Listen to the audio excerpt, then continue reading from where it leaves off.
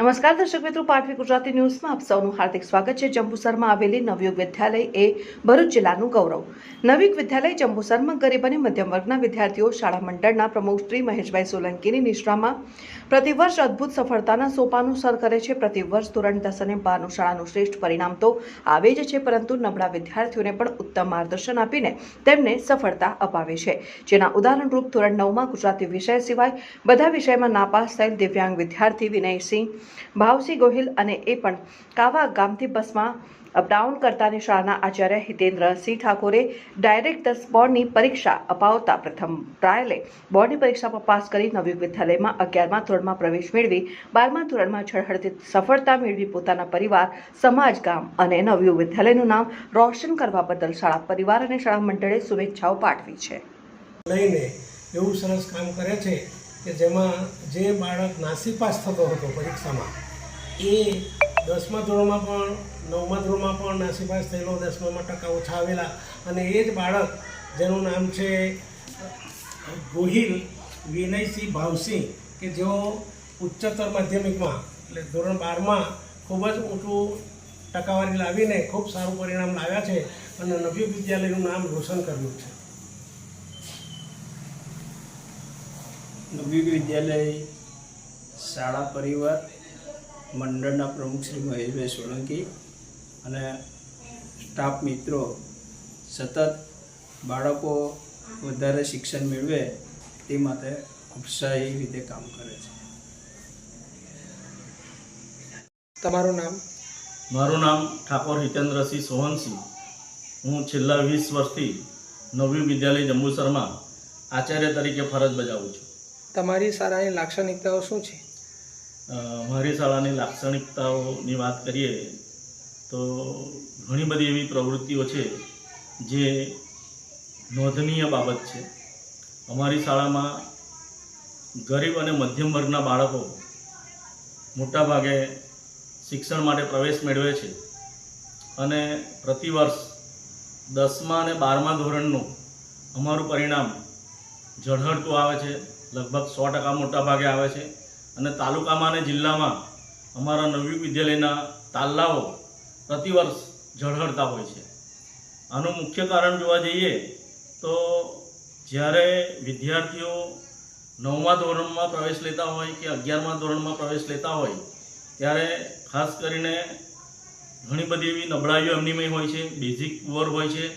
ત્યારે આવા વિદ્યાર્થીઓને અમે અલગ તારવીએ છીએ અને એમને કોઈ પણ રીતે એ સફળતા કેવી રીતે મેળવે એના માટે મારા શિક્ષકો પ્રયત્ન કરે છે અને જે વિદ્યાર્થીઓ હોશિયાર હોય છે એમના માટે વિશેષ અલગ રીતે તૈયારી કરીને આ અમે જે શ્રેષ્ઠ પરિણામ લાવીએ છીએ એ એનું ઉદાહરણ છે।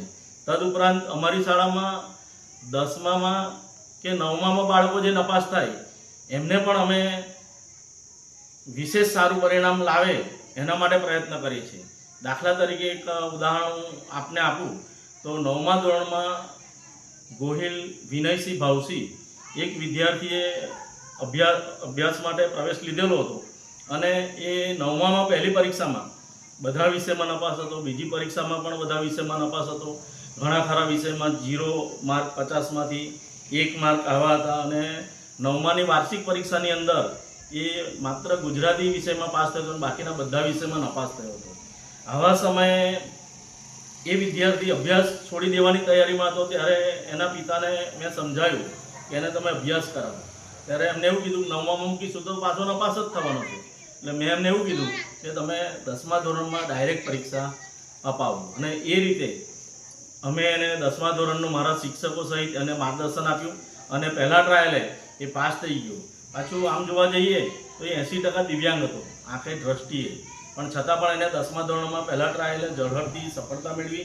ત્યાર પછી પાછું 11મા ધોરણમાં અહીંયા નવયુગ વિદ્યાલયમાં એને પ્રવેશ લીધો, એમાં પણ પાસ થયો અને ત્યાર પછી 12મા ધોરણની અંદર આ વર્ષે જોવા જઈએ તો અમારા ઉચ્ચતર માધ્યમિકમાં 3 શિક્ષકો નહોતા, એની ઘટ હતી, માધ્યમિકમાં પણ 2 શિક્ષકોની ઘટ હતી અને છેલ્લા 3 વર્ષથી અમારી શાળામાં એક પણ ક્લાર્ક નથી, એક પણ સેવક નથી, પણ મારા શિક્ષકોએ જે મહેનત કરાવી છે એનું પરિણામ રંગ લાવે છે। અમારું આર્ટ્સનું 100% પરિણામ છે, કોમર્સનું 12માનું 98% પરિણામ છે અને આ જે વિનયની આપણે જે વાત કરી રહ્યા છે વિશેષમાં, તો એનું જે 12મા ધોરણનું પરિણામ આવ્યું એમાં તત્વજ્ઞાનમાં એના 100માંથી 93 માર્ક છે. સમાજશાસ્ત્ર જેવા વિષયમાં એના 100માંથી 82 માર્ક છે. અર્થશાસ્ત્ર જેવા વિષયમાં એના 100માંથી 69 માર્ક છે. એટલે ખરેખર આ જે વિદ્યાર્થી સફળ થયો છે એની મહેનતને અને મારા શિક્ષકોની મહેનત એ અભિનંદનને પાત્ર છે. તમારી સારા સફળતાનો શ્રેય કોને આપો છો? સામાન્ય રીતે તો અમારી શાળાની આ જે સફળતા છે એની પાછળનું શ્રેય હોય એ શાળાના અમારા પ્રમુખશ્રી અને ટ્રસ્ટીશ્રીઓ છે. અમારા પ્રમુખશ્રી મહેશભાઈ સોલંકી સાહેબ દરેક પરિસ્થિતિની અંદર અમને અમારો ઉત્સાહ વધારે છે, હૂંફ આપે છે, માર્ગદર્શન આપે છે.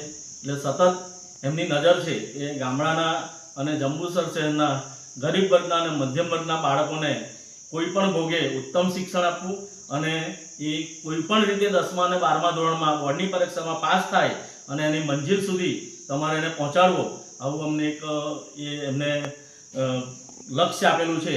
એટલે આ જે સંપૂર્ણ શ્રેય છે એ અમારા પ્રમુખશ્રી મહેશભાઈ સોલંકી સાહેબને જ હોય.